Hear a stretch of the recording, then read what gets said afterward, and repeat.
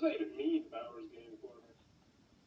Ahoy there, YouTube! I'm back again today for another game review. Today I'm excited checking out Clickbait, the game from Reiner Knizia and Big Potato Games. This is for 3 to 8 players, ages 14 plus. Take about 20 minutes to play. And in Clickbait, this is a game where you are going to be trying to sell something to someone else, trying to get them to click on your particular advertisement by using some dice and taking those dice and making a phrase out of those dice and making the most persuasive, the most funny, the most whatever phrase to try and convince the clicky to click on your link. If you do that, you win the card. First person to win 3 cards wins the game. It's a light, simple, family weight party game, but is it good? And man, that's a cool box. Let's open it up. And I'll tell you what I think. Alrighty then, we're going to take a look at what you're going to get inside of Clickbait. So, first and foremost, we have our handy-dandy set of rules. It's just this right here. 1 page, double-sided, pictures, illustrations. Very well done, very simple game. I can teach you how to play. You can read the rules, figure it out. Or there's actually a video. I have not checked out the video, but their other videos are very well done, so I expect this one will be as well, especially for how simple the game is. So, in Clickbait, what you're trying to do is you're going to try to earn 3 of these cards right here. And I think there's maybe like 100, 120 somewhere in there. And these cards are going to have various different things you're going to, people are going to try to get you to click on the internet. So temporary tongue tattoos, secret handshake lessons, improve your memory underwear, 100 proof lightning rum, become a hacker and get rich. Various different stuff like that you might actually see on the bottom of some skeezy websites, and every once you're like, man, maybe I'll click on it. So now what you're going to do is you're going to have these 5 dice right here, and these 5 dice are going to be different letters on them. And that's going to help you.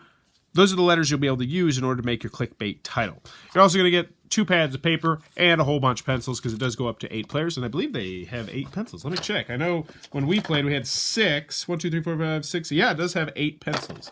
The most I played with was 6, so I was making sure.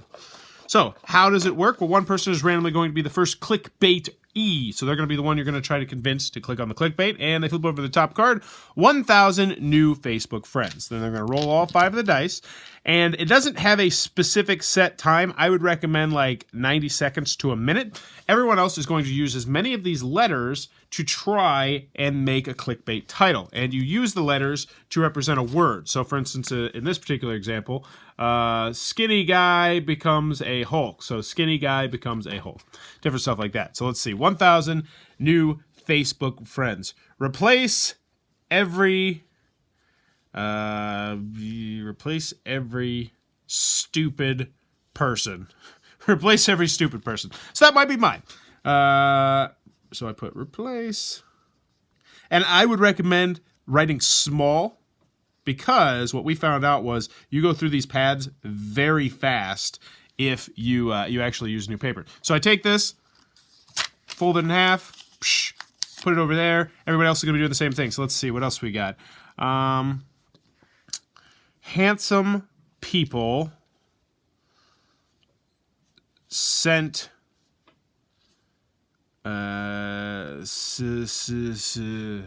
seductive handsome people everywhere. That doesn't make sense. But you know what? Somebody maybe they're freaking out about the times. They'll put seductive handsome people everywhere. And actually, I'm chuckling at this. So that's a black horse. That's a black horse. That's the kind of one where you don't think it's going to win, but then it makes somebody laugh, and they're like, all right, I got it. Seductive, handsome people everywhere. We'll do one more. So, fold in half. Always got to fold in half. And then, racists. Pedophile. No, where am I going with this? Racist, pedophiles, hobgoblins. No, that's... I'm trying to put no racists, no pedophiles. 70% less. 70% less. No. 70% racists. What? 70% racist? That's dumb. No, okay. It's only 7% racists. There we go. Only. What's another word for only?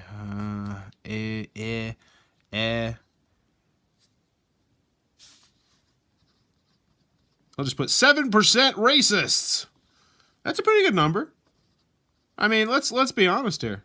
I think I probably have at least 7% of racist people on my Facebook. But then again, I just accept invitations from everybody, assuming I have like 2 or 3 mutual friends. So there we go. We mix them up, and now the judge looks at them, and he's going to read them out loud. He said, 1,000 new Facebook friends. I'm going to click on this. Click on this. Which one am I clicking on? Replace every stupid person. Yeah, that'd be nice. 7% racist. Not a bad number. Seductive, handsome people everywhere. So they would pick whichever one they thought was the funniest or which ones they would click on. They hand them that card, and then that person becomes the new clickbaiter, and this time, storm hunting family holidays. Wow, that's really hard. So, let's see. Live with no... I don't know. Anywho, you would do that until someone has won 3 cards, at which point they will be the winner of Clickbait. That, in a nutshell, is how you're going to play Clickbait. Alrighty then, Clickbait, the game from Big Potato Games. What are my final thoughts? Let's go over the pros, let's go over the cons. First, on the con side, game's not going to be for everybody for a variety of different reasons. The biggest one I want to mention here is that this is a game that really requires some creativity.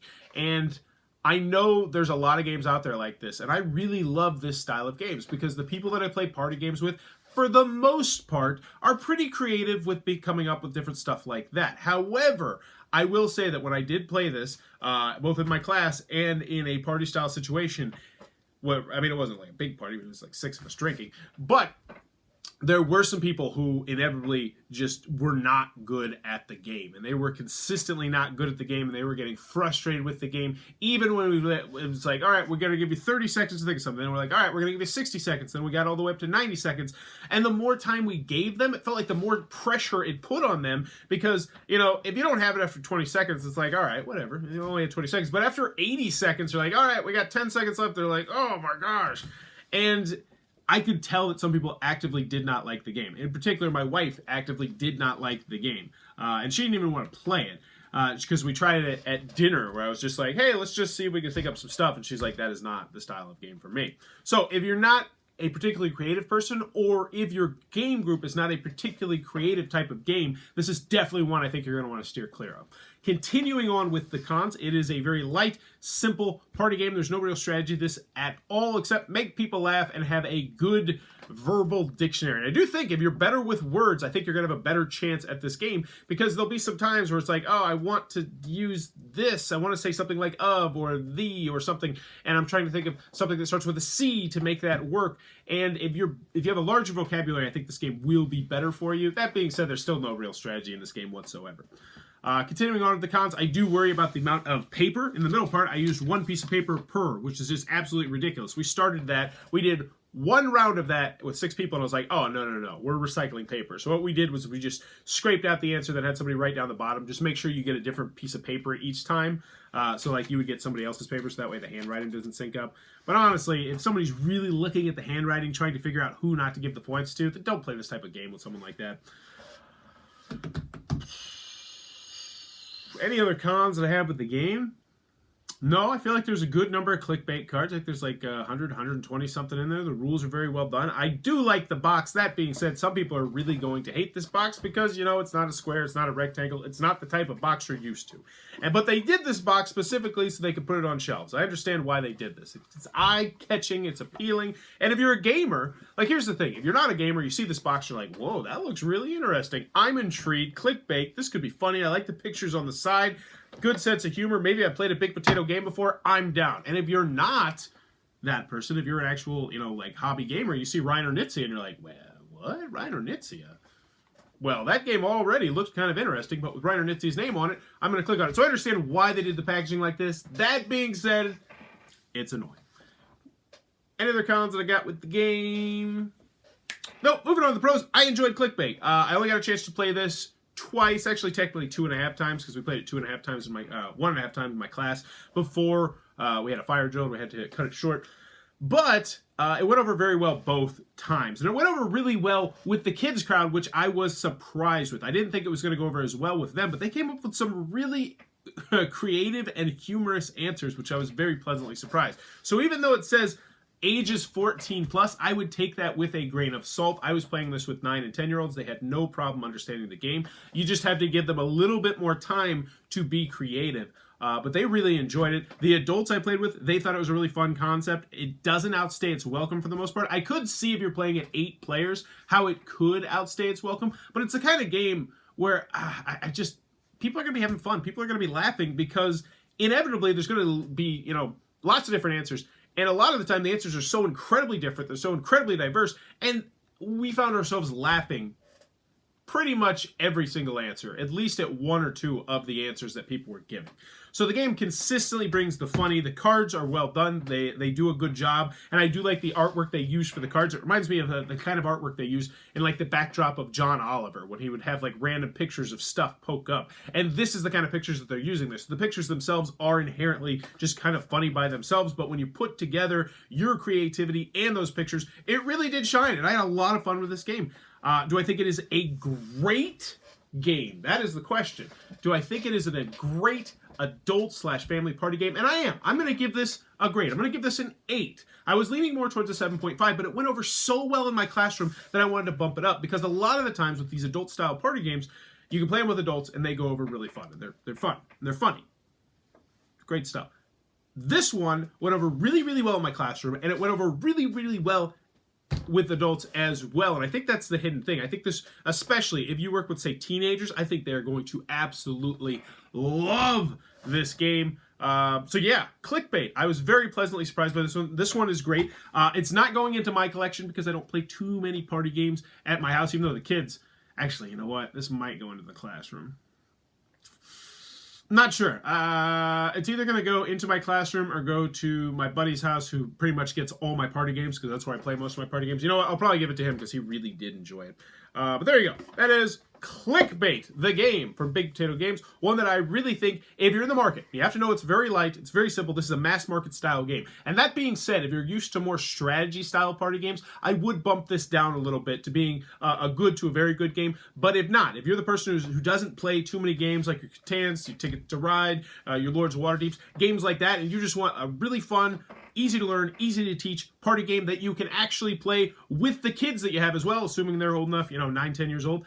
This is definitely one I can recommend, and one that will be in my collection. I have a feeling for a good time. Well, at least somewhere in my collection. I kind of got a weird collection at school, at my buddy's house, at my house. Yeah, I have a problem. But there you go. That is Clickbait, the game from Big Potato Games. If you enjoyed this review, please be sure to click on that subscribe button down below. If you want to support the channel, click on the show notes down there. Click on that little Amazon link down there. Buy anything on Amazon. It throws a couple pennies my way. It really does help the channel out. And in the comments below, let me know what's your favorite way to eat potatoes. And I know that's a really hard one. It sounds like an easy one. Like, what's your easiest way to eat corn? You're like, all right, corn on the cob. Boom, done. Or, cream corn or something like that. But potatoes, it's potato chips, French fries, waffle fries. There's so many different choices. For me personally, oh man, this is hard. I love French fries and I love potato chips, but I'm going to go with a baked potato mashed up with like ranch dressing and bacon bits and just what a good stuff. You just squash it up, maybe throw in a little soy sauce. Oh man, I love potatoes. Let me know in the comments below what's your favorite way to eat potatoes, and as always, thanks for your time, YouTube.